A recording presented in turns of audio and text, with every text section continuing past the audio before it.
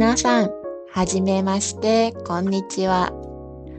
Everyday Japanese by Aya を聞いてくださってありがとうございます。さて、今回は初めてのエピソードなので、自己紹介をしたいと思います。私の名前はあやです。日本人です。日本の名古屋という町で生まれて、1年くらい前からカナダのトロントに住んでいます。日本語の先生をしています。日本語の他に話せる言葉は英語と韓国語です。趣味は旅行と食べることと韓国ドラマを見ることです。旅行をするときにその場所で有名な食べ物を食べることが大好きです。さて、今回このポッドキャストを始めた理由が2つあります。その理由についてお話をしたいと思います。1つ目は、リスニングが言語の習得に役立った経験があるからです。実は私は韓国語を勉強したことがありません。でも、韓国ドラマをたくさん見たので、自然と単語やフレーズを覚えました。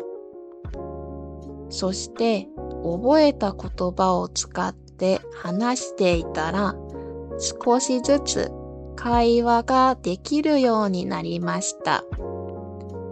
なので、このポッドキャストを聞いた皆さんは、ぜひ何か一つ新しく覚えた言葉で文章を作ってコメントをしてみてください。聞くだけではなく、自分でその言葉を使ってみると記憶に残りやすいです。そして2つ目の理由は、日本語の教科書やアニメなどで使われている日本語の会話が実際の自然な会話とは少し違う部分があって、それをお伝えしたいと思ったからです。例えば、日本語で挨拶をするとき、こんにちは、お元気ですか？と勉強した人も多いと思います。ですが、日本人はお元気ですか？という言葉を使いません。英語では How are you?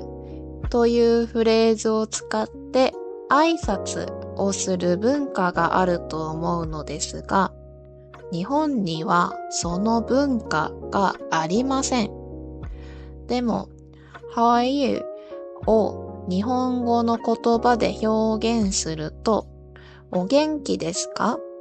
になるので、日本語を勉強している方がよく使っているのだと思います。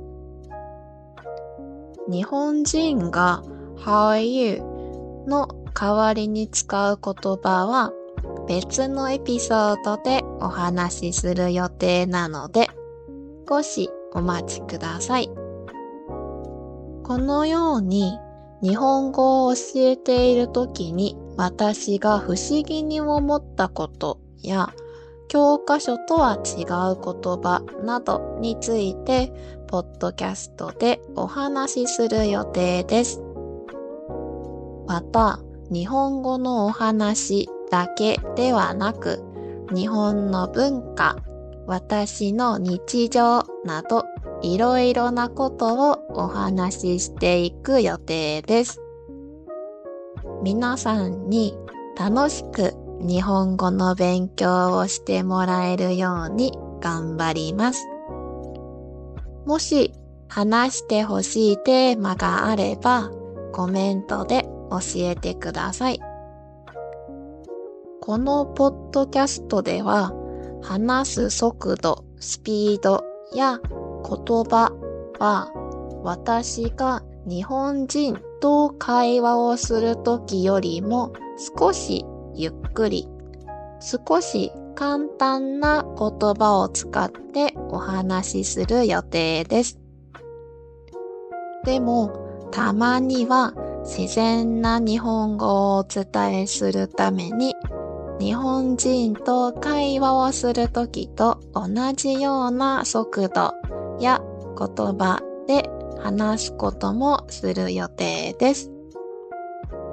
YouTube では日本語の字幕と英語の翻訳を作るので、リスニングが難しいときはぜひそれを見てください。今回のエピソードはここまでです。最後まで聞いてくださりありがとうございました。では次のエピソードでお会いしましょう。またね。